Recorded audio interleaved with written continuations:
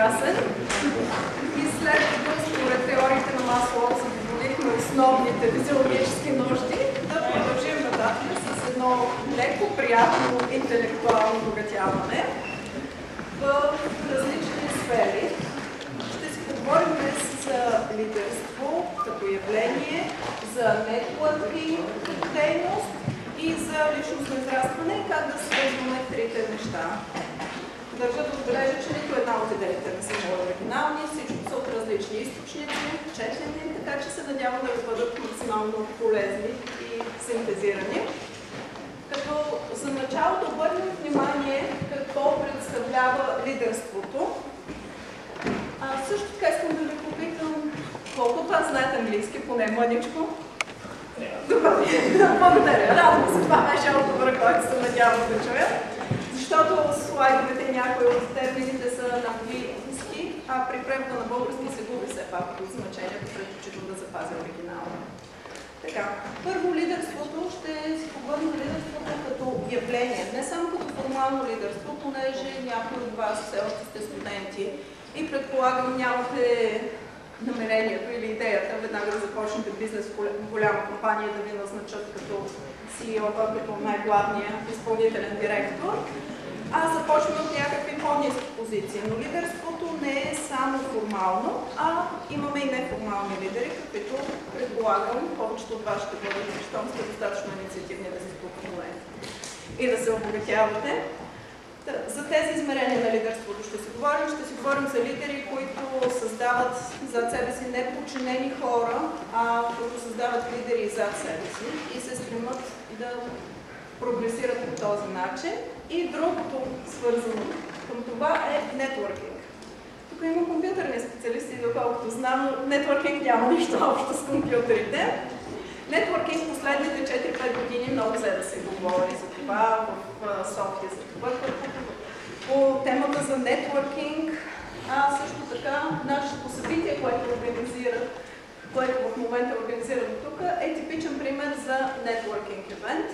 Тоест, нетворкинг накратко означава създаване на бизнес контакти. Причината да сте тук или да ходите на подобни събития е да създадете евентуални бъдещи контакти, които могат да прераснат в партньорства, бизнес партньорства, в намиране на служители, подходящи служители, качествени хора и в намиране на бъдещи работодатели, каквато предполагаме целта на някой от вас. И основната идея на нетворкинга, че се прилагат принципите, с които се сприятеляваме помежду си, едни с други, само че не с цел приятелство и излизане на кафе, а с цел бизнес в дългосрочен план.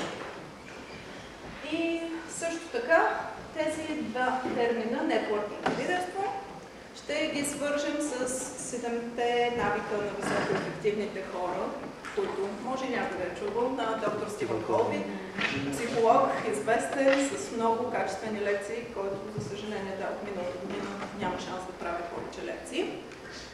Така, да започнем с първия навик за ефективност и как да го свържем него с лидерството. Първият навик за ефективност е да бъдем проактивни. Може би сте чували на някои от вашите лекции за проактивност. Проактивните хора са инициативни, но за разлика от активните хора, които постоянно правят нещо безцелно, тук да отидат, там да отидат, това са активните хора. Проактивните хора имат цел и действат в тази посока и елиминират нещата, които са извън целта. Съответно. Другата разлика е, че проактивните хора не са обикновени реактивни хора, които действат. Типичните хора, особено в България, винаги твърдят, че са жертва на обстоятелства. Аз нямах шанс, не съм от богато семейство, как ще направя пари, как ще направя бизнес и винаги твърдят, че обстоятелствата са виновни. Тоест пред тях от един стимул имаме една реакция. И разстоянието между стимул и реакция е много кратко при реактивните.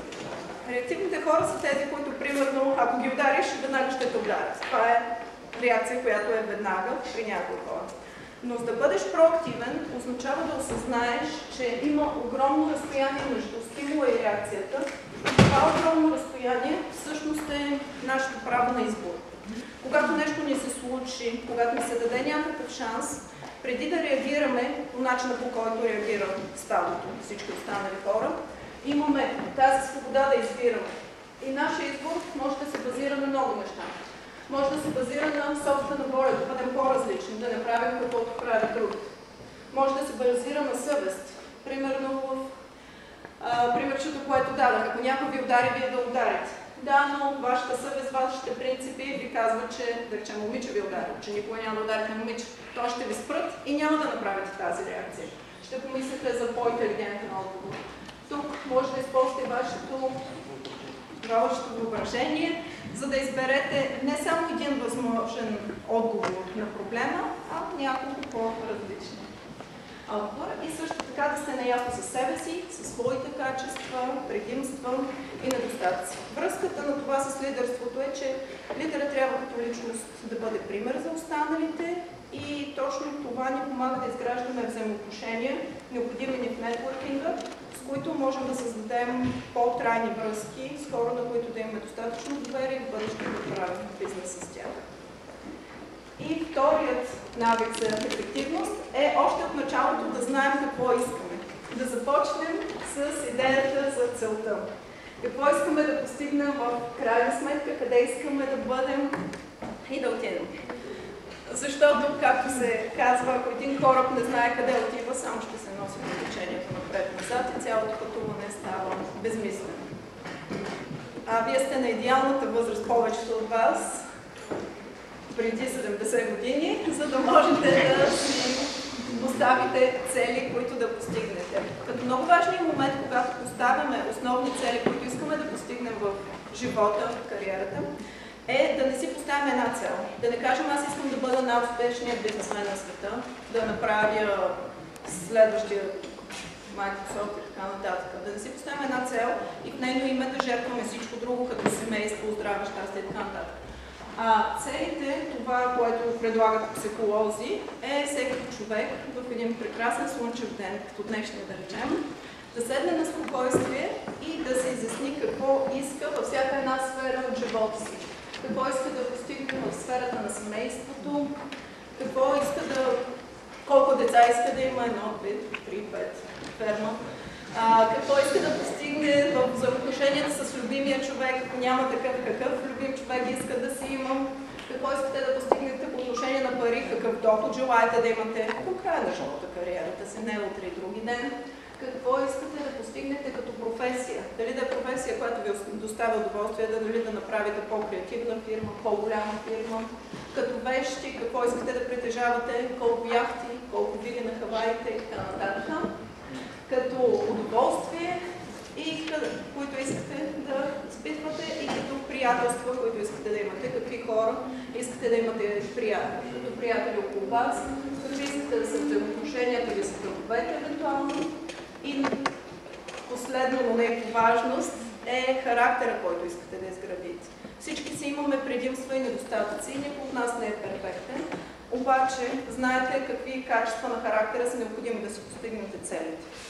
И въпреки, че може част от характера ви, на който и да бъде мързеливост, това не означава, че не можем да поработим и да го променим това нещо за бъдеще. Помислете какъв характер искате да имате с цел, за да знаем как да го постигаме.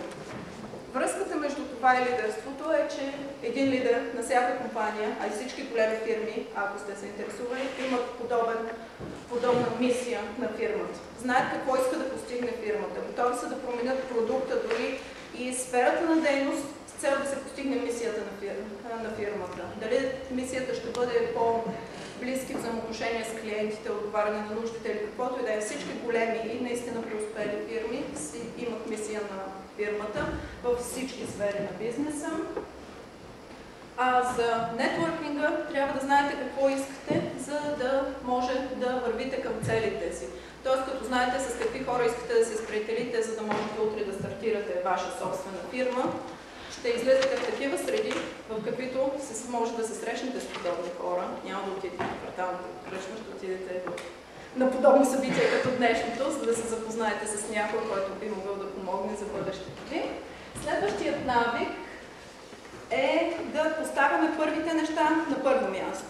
Тоест, това е което повечето от вас сте срещали като тайм менеджмент, управление на личното време, Предполагам сте слушали много по този въпрос и почти всички методи са много ефективни.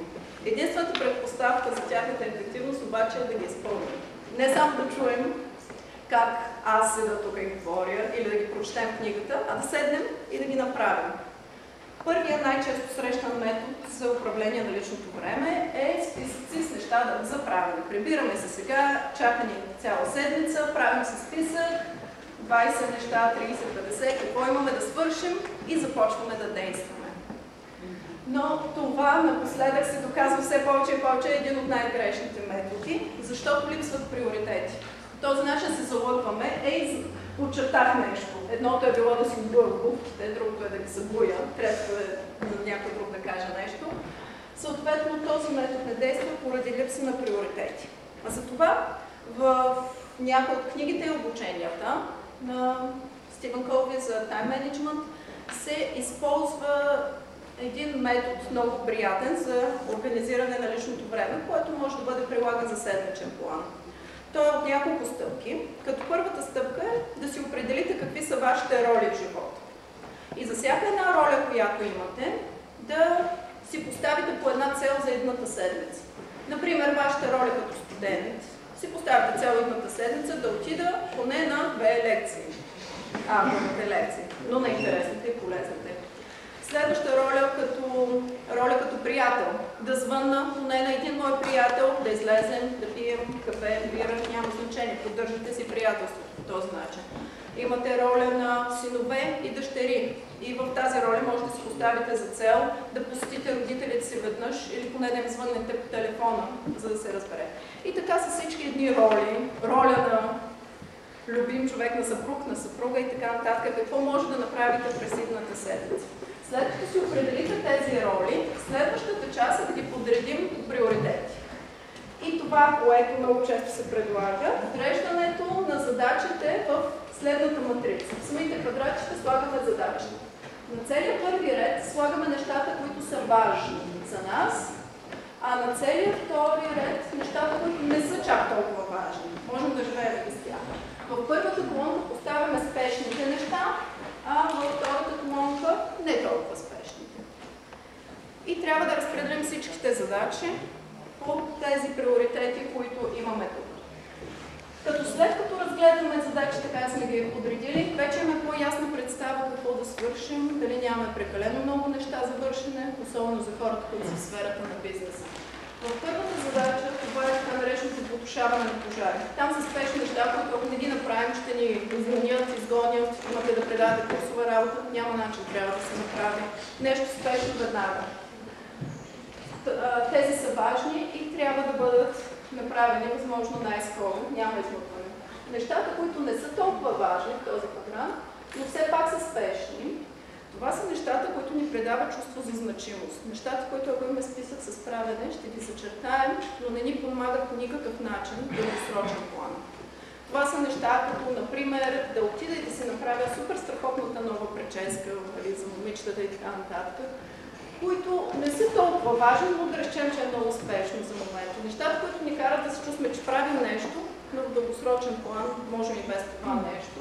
Затова тук е малко самозаполувате, че действаме.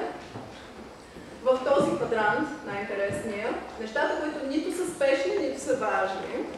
Тук са нещата, които по възможност трябва да делегираме на някой друг човек да ги изпълни вместо нас, защото можем и без тях. А най-горе, най-важните неща не са толкова спешни, но са много важни за нашето развитие. Това са събития като днешното, на което присъствате, решаването на казуси, които в дългосрочен план ще ви помогнат да се развиете в посоката, в която искате да се развиете. И след като сме си подредили всичките задачи за седмицата по приоритети, хващаме си тефтера и всеки ден слагаме час на дадената задача. В понеделник ще свърша това, във вторник това, в сряда в 8 часа това. И това го дава като най-ефективният начин за подреждане на личното време. Звучи малко сложно като процес, но веднъж човек като свикне е много по-ясно какво трябва да направи и какви ненужни неща се занимаваме всеки ден с тях. Връзката с лидерството е, че лидерът трябва да постави добър пример пред своите не само служители, но и колеги, за които да му се възхищават. А най-добрият пример е да управлявате личното си време по възможно най-ефективен начин.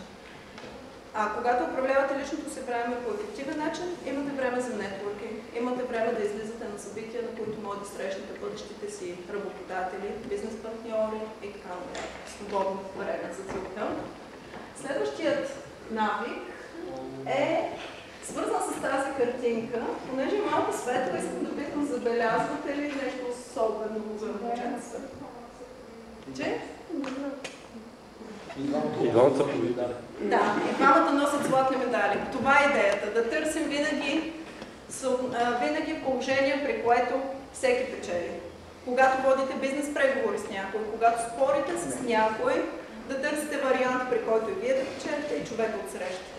Не да печелите за сметка на това да накарате другия да се чувства ужасно, дори в един най-приятелски спор, но и в бизнеса също така сделка.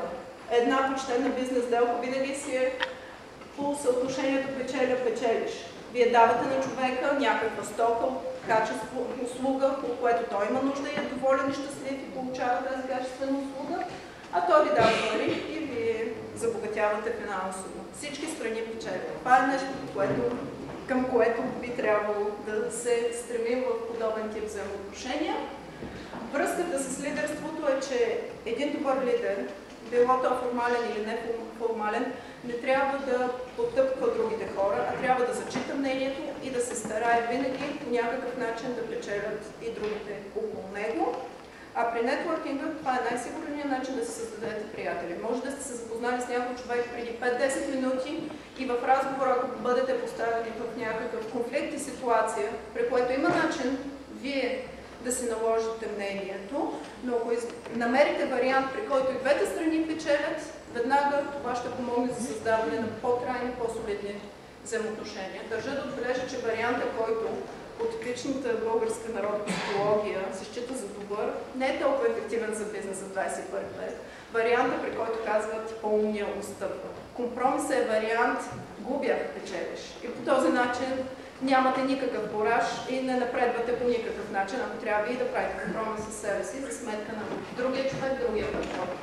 Трябва да се намери. Винаги има вариант, при който и двете страни ще успеят да спечелят. И следващият навик, на който да обърнем внимание, е да се постараем първо да разберем хората, с които общуваме и чак след това да бъдем разбрани. Много трудно, особено за женската част от аудиторията, защото обичаме да говорим твърде много. Тоест, да речем, днес няма шанс да разбера какво вие искате, преди аз да се постарая да бъда разбрана. Но в едно идеално общуване с хората, първо се постарайте да чуете те какво искат и после да започнете вие да излагате мнението си. Тоест, комуникацията ви с някой, дори при конфликтна ситуация, да не бъде аз си излагам моето мнение, ти си излагаш твоето и почва някаква битка и пазарене и така нататък. Това е възможно най-лошия вариант, който може да се случи. Най-хубавата ситуация е емпатично слушане в началото. Предполагам, сте чували напоследък за емпатия, много обичат да говорят. Начинът да се поставя на мястото на другите хора. Емпатично слушане означава първо да разберете какво иска другия човек. Това е много ефективно при решаване на проблеми. В конфликт менеджмент се използва много. Питате човека какво иска да се изкаже. Когато се изкаже, повтаряте, парефразирате нещата, които ви е казал, спокойно, за да видите дали сте разбрали вие правилно човека от среща. И след като повторите основната идея на човека, вие по някакъв начин трябва да отговорите чувствата. Ако той е притеснен, че ще загуби парите си, клиентите си, стоките си, трябва да го уверите, че няма такава опасност. Ако е много нервен, трябва да му помогнете да се успокои или да бъдете нервен с него. Но някакъв начин да покажете, че разбирате чувствата на човека, преди да пристъпите към разрешаване на конфликт.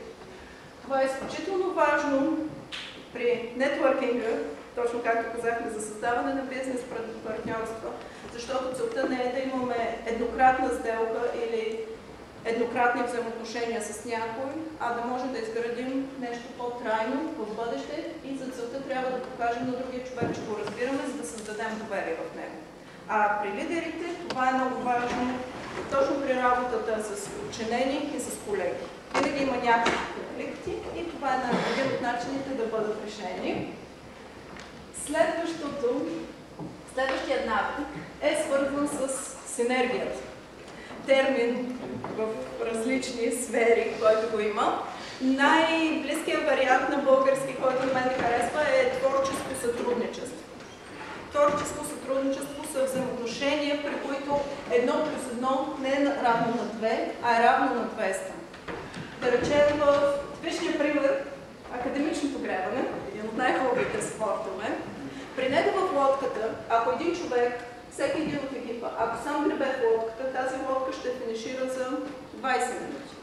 Ако вторият човек сам гребе, може да е по-добър гребец и тази лодка ще финишира за 15 минути. Обаче, когато гребат 8 човека и си имат и ролеви да ги напътства, тази лодка финишира за 5 минути или за по-кратко време. Тоест 1+1 е равно на много повече от 2. Може да бъде равно на какво ли не.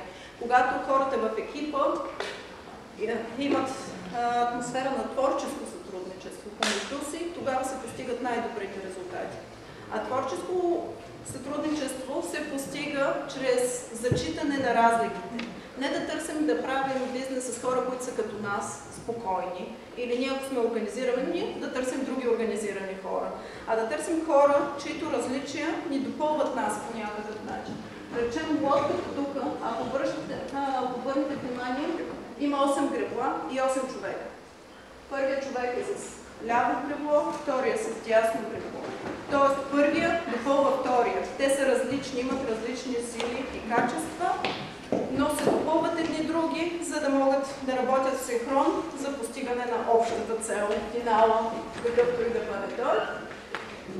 Разликата на тук, това е много важно за лидерство, защото един добър лидер, дори да не е формален, създава много хубава екипна атмосфера. Винаги може да придуши конфликтите в екипа и да мотивира, ангажира и вдъхнови всички да се движат към правилната цел, дори да им помогнете да усъвършенстват целта по някакъв начин. Връзката с нетворкинга точно така се заздравяват взаимоотношения. След като веднъж сме ги създали взаимоотношенията, трябва да ги поддържаме чрез творческо сътрудничество. Следващия навик, който го има нататък, е така наречения от доктор Стивън Колби да наточим острието. Острието, образно казано, острието на инструментите, нашия инструмент, за съжаление, не е някакъв красив меч, а е основно нашия мозък. Това, което не могат да ни отнемат. Не парите, които имаме, а съзнанието ни, уменията, които притежаваме. Има няколко начина да направим това. Първият начин е да наточим острието чисто физически. Не може само да учите или само да работите. Човек има нужда на моменти да релаксира малко, да почива. И това е жизненно важно, за да можем спокойно да съберем сили, за да напредваме другите. Тоест, колкото по-малко време губим с незначителни задачи, ще имаме повече време за качествена почивка. А ако сте на тази почивка с любимия човек, по този начин емоционално се зареждате, за да може да постигнете повече за бъдеще. Другото измерение на така нареченото наточване на острието е в ученолюбивата сфера, там където сте вие, т.е. да се усъвършенствате, да не чакате университета, учебното заведение, някой да ви даде знания, готови да ви каже, ти ще учиш това. Избирате си сфера, в която искате да правите бизнес, да се развивате и почвате да търсите източници, лекции в TED.com или сваляте журнали, различни списания на тази тема и се обогатявате постоянно. Това е много важно умение не само за нетворкинг, но и за лидерите, защото един лидер, за да бъде добър лидер, трябва винаги да е в крак, дори вече да имате успешна фирма, трябва винаги да сте в крак с новостите във всяка една сфера. Повечето от вас, доколкото знам, сте насочени към сферата на икономиката или компютърите. Това са толкова бързо развиващи се сфери двете, че човек завършил преди 20 години, ако не си обновява знанията постоянно, ще бъде напълно няма начин да спечели респект и уважението на хората. Да речем, тези от вас, които са компютърни специалисти, бихте ли имали някакво уважение, ако вашия шеф за последно е работил на правец 8 и ви става шеф и ви командва какво да правите? Естествено, че не. Въпреки че това може да завърши по времето, когато това е била най-новата технология. И все да казваме, нали, че е било много велико за времето си. Целта е винаги да се обогатяваме, защото света се развива и да помагаме и на другите да се обогатяват. А по този начин, ние като интелигентни хора, можем да се запознаем, да направим нетворкинг с други интелигентни хора. Например, ще сте тук да се обогатите знанията и професионалните умения чрез работата в казусите и в екипите ще се запознаете с други интелигентни хора. Няма да се запознаете с някакви там, други хора, с които не искате да сте, да речем. И осмият навик, свързан с личностно израстване и лидерство, което е точно при въплъщението на лидерство според много хора. Това е да намери човек собствения си глас, така наречена уникална лична значимост, която седи по средата на пресечената точка на 4 кръга. До скоро хората си мислеха, че уникалната лична значимост на човека е само талантите. Да, но всеки от нас има много таланти. Предполагам, вие сте талантливи в различни сфери. Не свръхталантливи, но може да си развиете много таланти в бъдеще. Но нашата лична значимост е пресечена точка по средата между талантите, които имаме. После това е свързано с нуждите на обществото. Защото вие може да имате перфектния талант да правите интернет сайтове, но ако сте родени през 19 век, това не е нужно на обществото. Никакъв шанс да се развивате в тази сфера. Съответно, това го свързваме и с съвестта. Но говорим не само за личната съвест, но и социалната отговорност, за която слушахте по-рано днес преди обяд. Тоест, вие може да сте много талантливи в убиването на хора, но това не е социално отговорно. И не е хубаво да се насочваме в развиване на този си талант. Макар че с игрите се развиват в известна степен, доста добре таланта. И с желанието, страстта, която правим нещо. Някои от нещата може да ви се дават изключително добре, но ако не ги правите с страст и желание, няма смисъл с тях да се занимавате. Тоест, нашата лична значимост е по средата, нашия глас е по средата, пресечената точка между тези всичките 4 неща.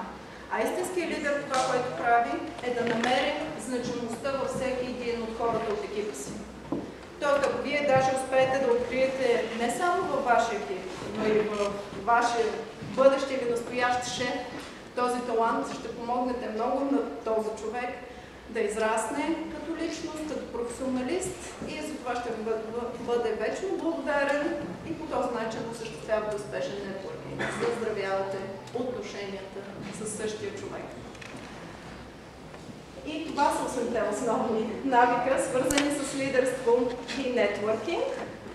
И в заключение искам да отправя към вас предизвикателство днес, ако можете, в работата ви при казусите или след това, пробвайте да приложите поне един от тези принципи, поне един от тези навици, защото света има нужда от добри лидери и защо това да не сте вие. Благодаря ви!